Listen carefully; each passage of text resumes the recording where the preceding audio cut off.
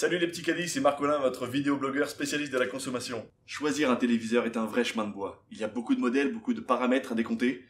Mais surtout, c'est fondamental d'avoir comme moi des bonnes notions de suédois pour bien comprendre les termes techniques tels que OLED, MPEG, UHD ou 4K. Alors voilà, du coup j'ai décidé de faire ce tuto afin de vous faire bénéficier de mes modestes savoirs dans le domaine de l'image, du son et des deux mélangés, à savoir la vidéo. Alors c'est parti, ça démarre tout de suite sur le chapeau des roues avec le premier de mes 5 conseils pour bien choisir son téléviseur.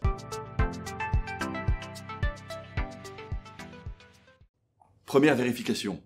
Le téléviseur doit pouvoir fonctionner avec l'aide d'électricité. C'est fondamental. Personnellement, je vous déconseille les modèles à pile, peu écologiques. Les modèles éoliennes, trop dangereux pour les oiseaux. Ou même les modèles à système solaire, qui ne fonctionneront évidemment pas la nuit. Privilégiez donc les modèles qui se branchent sur une prise de courant.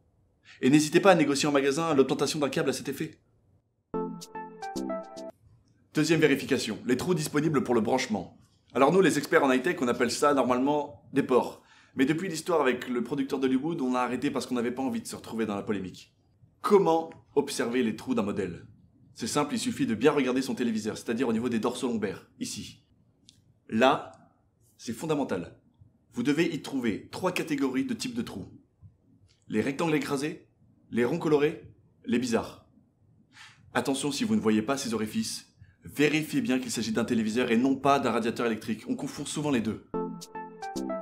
Alors la qualité de l'image, c'est fondamental. Parce que par les temps qu'il fait, les programmes diffusionnés par les chaînes sont accessibles en haute définition. Mais j'entends souvent mes amis suédois me dire « Oui, mais pour une bonne image, il faut une bonne résolution. » Ce que mes potes de l'hémisphère ouest ignorent, c'est que pour un téléviseur, avoir une bonne résolution ne suffit pas. Encore faut-il qu'il puisse la tenir.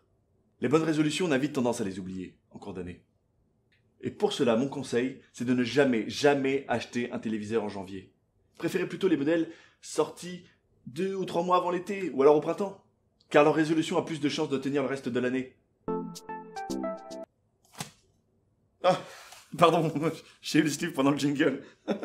La qualité du son est la première chose que vont écouter vos oreilles. Alors si vous voulez encore entendre quand vous serez vieux, après 35 ans, ouvrez bien vos ouïes à ce que je vais vous dire. Pour vérifier les éléments soniques d'un téléviseur envisagé, voici un test scientifique à réaliser chez soi. Consoline, finalement je veux plus aller chez tes parents, j'en ai marre de la bouffe de ta mère. Mais ça va pas, Marcolin? Enfin, ma mère fait ce qu'elle peut en cuisine. Non mais c'est...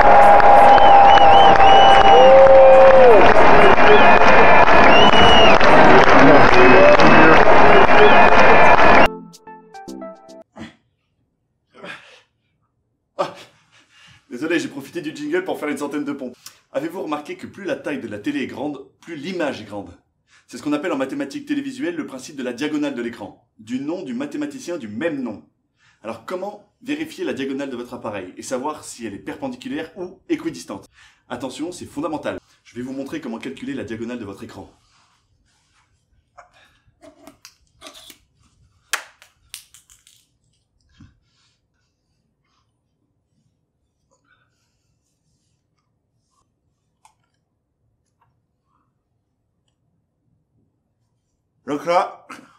Donc là, les angles sont équidistants, l'un envers l'autre et envers et contre tous. On peut donc dire que la taille de la télé est adaptée au format recherché. Il vous suffit simplement ensuite d'effacer le trait.